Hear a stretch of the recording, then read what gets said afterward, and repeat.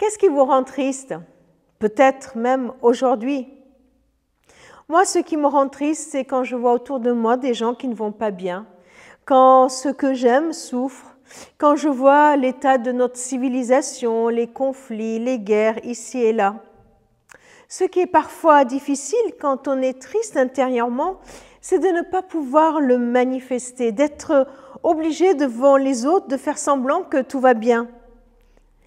Est-ce que le fait de croire en Dieu, même de croire en sa toute-puissance, en son amour infini, en sa présence infaillible, nous empêche ou t'empêche toi d'être triste?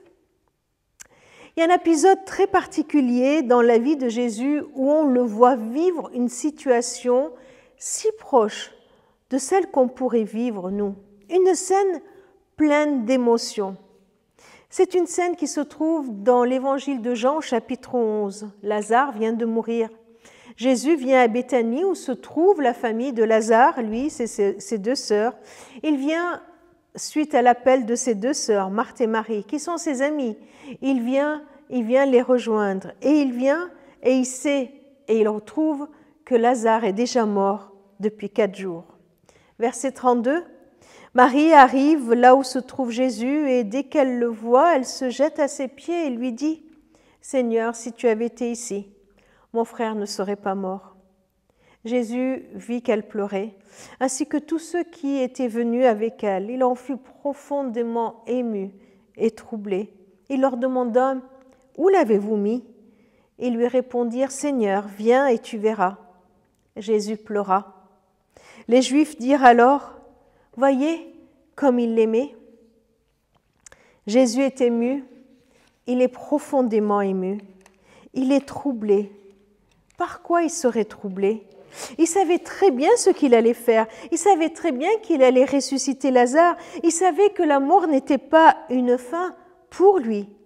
Mais Jésus est ému, certainement par la tristesse de ses amis. Il n'est pas indifférent, il n'est pas détaché de ce qui se passe autour de lui. Il n'est pas détaché, indifférent par rapport à ce que toi tu pourrais vivre, par rapport à ce qui te rend triste, toi et moi. Il ne dit pas « Allez, j'ai marre, ressaisis-toi, allons !» Mais qu'est-ce que c'est que ces manières? Allez! Non, il compatit.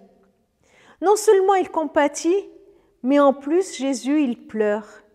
Il pleure avec elle, il pleure son ami Lazare. Il pleure parce qu'il éprouve lui aussi cette tristesse de voir ses amis pleurer, mais de voir aussi son propre ami Lazare mort. Jésus pleure avec toi, il est auprès de toi. Il accueille ta tristesse, il compatit, il te conduit, pas après pas. Alors suivons-le.